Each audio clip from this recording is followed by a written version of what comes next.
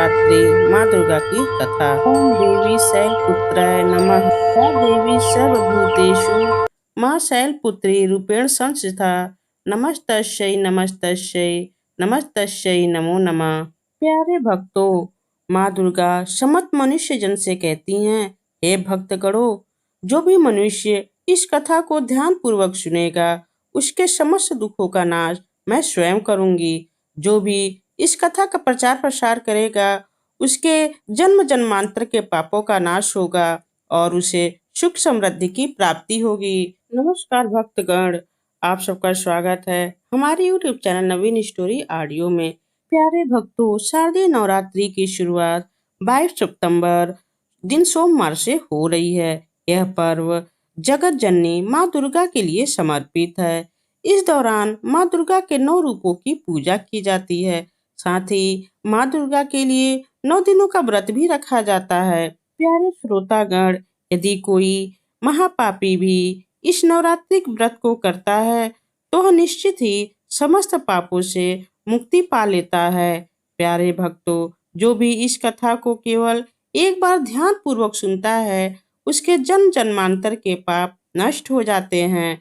माता रानी की कृपा से उसे धन धान्य पुत्र सौभाग्य सुख समृद्धि की प्राप्ति होती है। इसलिए प्रत्येक मनुष्य को नवरात्रि की व्रत की कथा को ध्यान पूर्वक सुनना चाहिए।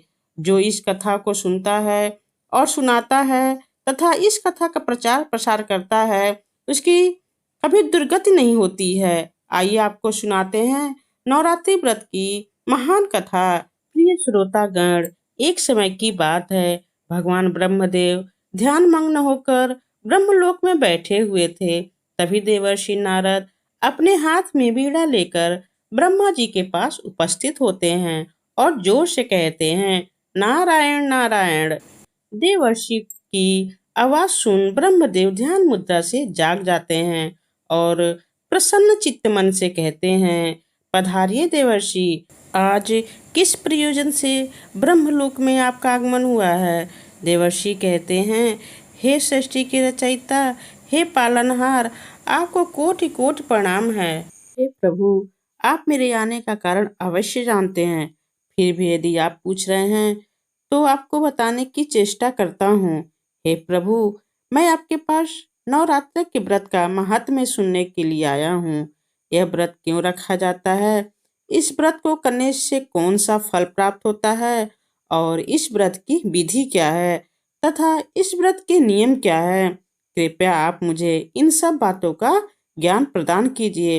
ब्रह्मदेव कहते हैं, हे देवर्षि, आज आपने उत्तम प्रश्न किया है।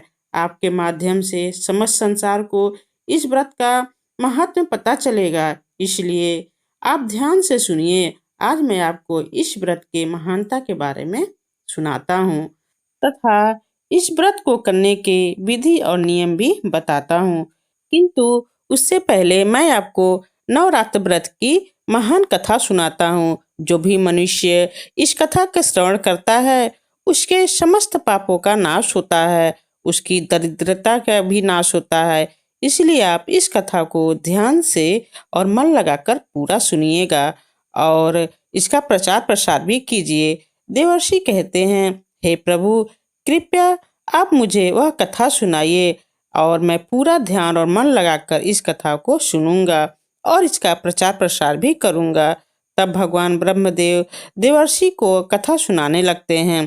प्यारे श्रोतागण, आप लोग भी कथा पूरा ध्यान और मन लगाकर सुनिएगा। ब्रह्मदेव जी कहते हैं, हे देवर्षि, पूर्व काल की बात है, कौशल देश में एक अत्यंत दीनहीन, दरिद्रहीन, धनहीन एवं विशाल कुटुंब वाला भोला नाम का एक वैश्य रहता था। उस वैश्य की कई संतानें थीं जो कोई काम नहीं करती थीं और धन के अभाव से हमेशा दुखी रहती थी। उनके पास करने को कोई भी काम नहीं था। रात्रि में जो कुछ भी खाने को मिल जाता वह वैश्य उसे अपनी संतानों को खिला देता था और जो कुछ भी बच जाता था उसी से वह अपना पेट भर लेता था। पूरा परिवार दिन भर भूखा रहता था और केवल रात्रि को ही थोड़ा सा अन्न खा लिया करता था। इस प्रकार वह वैश्य स्वयं भूखा रहकर और दूसरों का काम काज करके अपने परिवार का पालन पोषण कर रहा था। वह वैश्य स्वभाव से अत्यंत निर्मल और सज्जन था।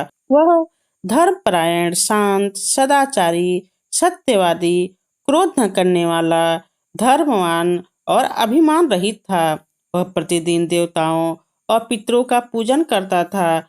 अपने द्वार पर आए हुए अतिथियों की पूजा किया करता था और सभी को भोजन करने के बाद जो कुछ भी बच जाता था उसी से अपना और अपने बच्चों का गुजारा चला लिया करता था। कुछ समय बीतने के बाद एक विद्वान ब्राह्मण उस भोला नाम के वैश्य के घर पर आया। भोला ने ब्राह्मण को दान देकर उनका स्वागत सत्कार किया तथा उन्हें हाथ जोड़कर प्रणाम करने करके अत्यंत व्याकुल होकर उस ब्राह्मण से इस प्रकार से कहने लगा, हे ब्राह्मण देवता, यदि आप हमारे अतिथि धर्म से प्रसन्न हैं तो क्या हम आपसे कुछ पूछ सकते हैं? और ब्राह्मण कहने लगा, हे महात्मा, आपकी चर्चा तो चारों दिशाओं में है कि आप एक महान दानी हैं। आप अतिथियों का स्वागत प्रेम से करते हैं, इसी कारण से मैं आपके पास आया हूँ। कृपया आप संकोच न करते हुए आपकी जो भी शंका हो उसे पूछ लीजिए। तब वह वैश्य कहता है, हे ब्राह्मण देवता, कृपया करके आप मुझे बताइए कि मेरी दरिद्रता का नाश निश्चित रूप से कैसे हो सकता है। इस दरिद्रता के कारण मैं अपने परिवार का पालन पोषण नहीं कर पा रहा हूँ। हे ब्राह्मण देवता, मुझे धन की अभिलाषा नहीं है, किंतु मैं आपसे कोई ऐसा उपाय पूछ रहा हूँ जिससे मैं अपने परिवार का पालन पोषण करने के लिए समर्थ हो जाऊं। मेरे पुत्र पुत्रियां भूख से पीड़ित होकर भोजन के लिए बहुत रोते हैं और मेरे घर में इतना भी अन्न नहीं रहता है कि मैं उन्हें मुट्ठी भर अन्न दे सकूं। उनका दुख मुझसे देखा नहीं जाता है। आज मैंने अपने रोते हुए बालकों को घर से निकाल दिया है, वे कहीं चले गए हैं, इसलिए मेरा हृदय शोकाग्नि में जल रहा है। धन के अभाव में मैं क्या करूं? मेरी पुत्री भी विवाह के योग्य हो गई है, किंतु उसका विवाह करने के लिए मेरे पास कुछ भी नहीं है। कन्यादान का समय भी बीता जा रहा है। हे महात्मा, इसी कारण से मैं चिंतित हूँ। हे दया निधान, आप तो विद्वान हैं, आप अवश्य मुझे कोई ऐसा तप, मंत्र, व्रत तथा उपाय बताइए जिससे मैं अपने परिवार का पालन पोषण करने में समर्थ हो जाऊं। हे महात्मा, आपकी कृपा से मेरा परिवार सुखी हो सकता है। कृपया आप अपने ज्ञान के बल से विचार करके मुझे कोई उपाय बताइए। इस प्रकार से उस वैश्य द्वारा याचना करने पर उस ब्राह्मण ने बड़ी ही प्रसन्नता पूर्वक उस वैश्य से कहा, हे वैश्य, मैं तुम्हारे दुख का कारण समझ चुका हूँ। तुम चिंता मत करो, मैं तुम्हें अवश्य ही उपाय बताता हूँ। तुम अब नवरात्रि के व्रत का अनुष्ठान करो। इसमें तुम भगवती का पूजन हवन करो, देवी माँ के मंत्रों का उच्चारण करो। इससे तुम्हारे काम सिद्ध हो जाएंगे, तुम्हारी दरिद्रता नष्ट हो जाएगी। हे वैश्य, नवरात्र नामक इस पवित्र तथा सुखदायक व्रत से बढ़कर इस पृथ्वी लोक पर अन्य कोई व्रत नहीं है। ये व्रत सदा ज्ञान और मोक्ष देने वाला है, सुख तथा संतान की वृद्धि करने वाला है एवं शत्रुओं का पूर्ण रूप से विनाश करने वाला है। वनवास गमन के दौरान देवी सीता के वियोग में अत्यंत दुखी होकर श्री राम ने किष्किंधा पर्वत पर इस व्रत को किया था। इसी व्रत के प्रभाव से उन्होंने महासागर पर सेतु की रचना करके रावण और उसके पुत्रों का संहार किया था और माता सीता को प्राप्त किया था। ब्रह्मदेव कहते हैं, हे देवर्षि, इस प्रकार से ब्राह्मण ने नवरात्र व्रत का महत्व उस वैश्य को सुना दिया, जिसे सुनकर वह वैश्य बहुत प्रसन्न हुआ और उसने उस ब्राह्मण को अपना गुरु मान लिया और उनसे माँ दुर्गा के मंत्र की दीक्षा ली। तत्पश्चात उस वैश्य ने अत्यंत भक्ति और श्रद्धा से नवरात्रि में उस मंत्र का जाप किया और अनेक विधि तथा उपायों से माँ भगवती का पूजन किया। इस प्रकार से उस वैश्य ने 9 वर्षों तक नवरात्रि व्रत का अनुष्ठान किया। तत्पश्चात 9वें वर्ष के अंत में अष्टमी तिथि को अर्धरात्रि आने पर साक्षात महेश्वरी ने उस वैश्य को दर्शन दिए और कहा, हे पुत्र, मैं भक्ति और पूजा से अत्यंत प्रसन्न हूँ। तुम्हें जिस भी वर की कामना करना है निसंकोच होकर मांग लो। तुम्हें जो भी चाहिए और मैं तुम्हें प्रदान करूंगी। साक्षात माँ दुर्गा को अपने सामने खड़ा देखकर उस वैश्य का अंग अंग कांपने लगा। उसकी आंखों से आंसू छलकने लगे। माँ दुर्गा के उस अद्भुत दिव्य स्वरूप को देखकर वह वैश्य खुशी से उत्साहित होने लगा। फिर उस वैश्य ने माता को प्रणाम करके कहने लगा, हे माँ, हे दयानिधि, मैं आपका दर्शन करके ही धन्य हो गया। हे माता, आपके दर्शन अत्यंत दुर्लभ हैं। आप तो सचमुच त्रिलोक सुंदरी, सर्वशक्तिमान, समस्त संसार की जननी हैं। मुझ जैसे साधारण भक्त को आपने दर्शन देकर बड़ा उपकार किया है। हे माँ, अब मेरे मन में कोई कामना नहीं है। आपके दर्शन से ही मेरे सारे दुख मिट गए। माँ, केवल आप मुझ पर इतनी कृपा कीजिए कि मेरे पुत्र पुत्रियों को पर्याप्त भोजन प्राप्त हो, जिससे उन्हें रात में भूखा न सोना पड़े। भोला की विनम्रता और उसकी निराश स्थिति को देखकर माँ दुर्गा ने मधुर मुस्कान के साथ कहा, मैं तुम्हारी सच्ची भक्ति और तुम्हारे तप से प्रसन्न हूँ। तुम्हारी दरिद्रता का अब अंत होगा। तुम्हारा घर अब धन्य धान्य से भर जाएगा और तुम्हारे परिवार की सारी समस्याएं समाप्त हो जाएंगी। तुम्हारे बच्चों को भी अब अच्छा भविष्य मिलेगा और तुम्हारी पुत्री का विवाह भी जल्दी हो जाएगा। तुम्हारी पीढ़ियां सुख और समृद्धि से पूर्ण होंगी। इतना कहकर देवी दुर्गा अंतर्ध्यान हो गई। उसी समय भोला वैश्य का घर प्रकाश से भर गया और उसकी दरिद्रता समाप्त हो गई। देखते ही देखते उसके छोटे से झोपड़ी की जगह एक विशाल महल खड़ा हो गया।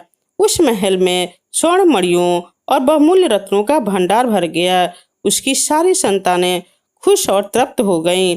भोला के पास अब न केवल अपने परिवार के लिए अन्न था, बल्कि वह दूसरों का भी मदद कर सकता था।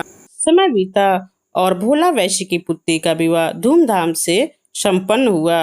भोला वैश्य ने अपनी भक्ति और श्रद्धा को कभी नहीं छोड़ा और माँ दुर्गा के प्रति आभार व्यक्त करता रहा। उसका जीवन अब आनंद और समृद्धि से भरपूर हो गया। उसके परिवार ने भी माँ दुर्गा के प्रति भक्ति और समर्पण का अपनाया और वे सभी माँ का आशीर्वाद से सुखी जीवन व्यतीत करने लगे। भगवान ब्रह्मदेव कहते हैं, हे देवर्षि, इस प्रकार से मैंने आपको नवरात्रि व्रत की महान कथा सुनाई है। इस कथा को सुनने मात्र से ही नवरात्रि का व्रत सफल हो जाता है। पूरे नवरात्र भर उपवास करने में असमर्थ लोगों के लिए 3 दिन का उपवास भी यथोक्त फल प्रदान करने वाला बताया गया है। भक्ति भाव से केवल सप्तमी, अष्टमी और नवमी इन 3 रात्रियों में देवी की पूजा करने से सभी फल सुलभ हो जाते हैं।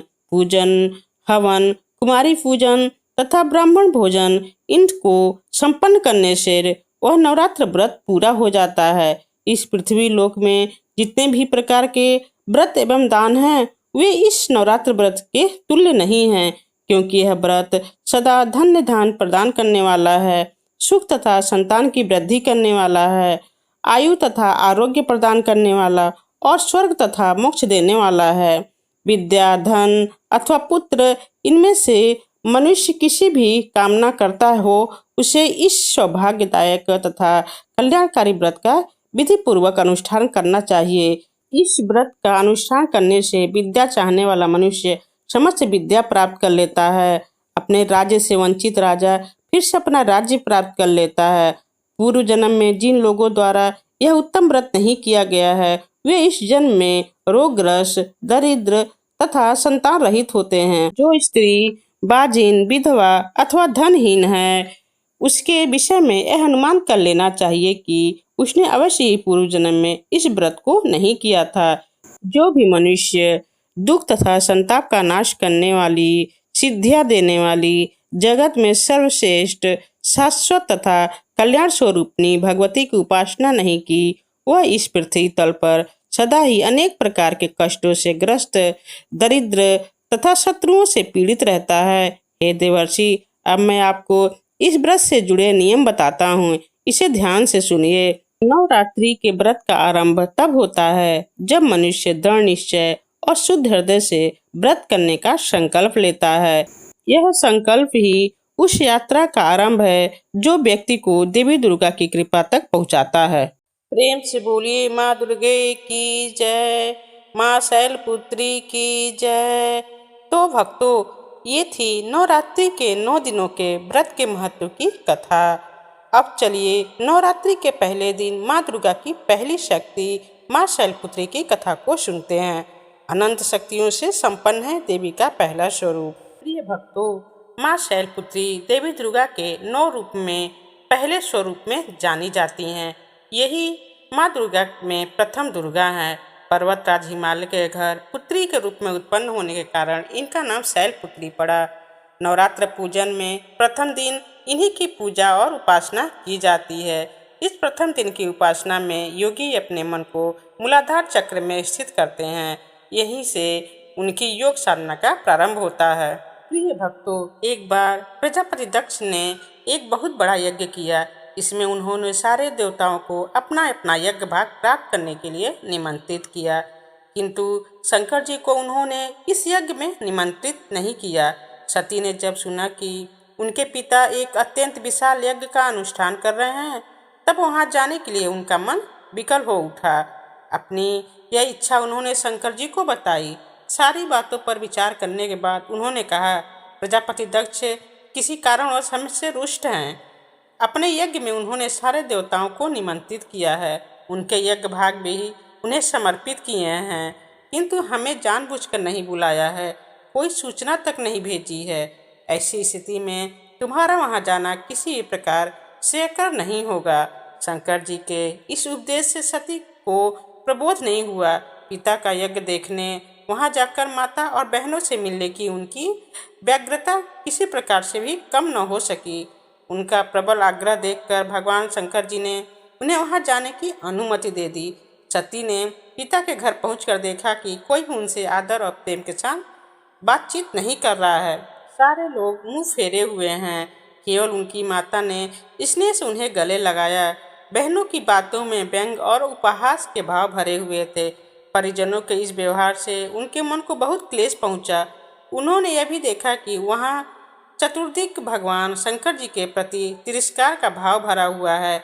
दक्ष ने उनके प्रति कुछ अपमानजनक वचन भी कहे। यह सब देखकर सती का हृदय क्षोभ, ग्लानि और क्रोध से संतप्त हो उठा। उन्होंने सोचा, भगवान शंकर जी की बात न मान यहाँ आकर मैंने बहुत बड़ी गलती की है। वे अपने पति भगवान शंकर के इस अपमान को सह न सकी। उन्होंने अपने उस रूप को उसी क्षण वही यज्ञाग्नि द्वारा जलाकर भस्म कर दिया। वज्रपात के समान इस दारुण दुखद घटना को सुनकर शंकर जी ने क्रुद्ध होकर अपने गणों को भेजकर दक्ष के उस यज्ञ का पूर्णतः विध्वंस करा दिया। सती ने युगाग्नि द्वारा अपने शरीर को भस्म कर अगले जन्म में शैलराज हिमालय की पुत्री के रूप में जन्म लिया। इस बार वे शैलपुत्री के नाम से विख्यात हुई। पार्वती, हेमवती भी उन्हीं के नाम हैं। देवी शैलपुत्री का विवाह शंकर जी से हुआ। पूर्व जन्म की भांति इस जन्म में वे शिव जी की ही अर्धांगिनी बनी। 9 दुर्गाओं में प्रथम शैलपुत्री दुर्गा का महत्व और शक्तियाँ अनंत हैं। भक्तों, ये थी माँ शैलपुत्री की कथा। तो जोर से बोलिए माँ दुर्गा की जय, माँ शैलपुत्री की जय। तो कहानी कैसी लगी हमें कमेंट करके जरूर बताएं, और चैनल पर नए हो तो चैनल को सब्सक्राइब जरूर कर दें। कमेंट बॉक्स में जय माँ भवानी जरूर लिखें।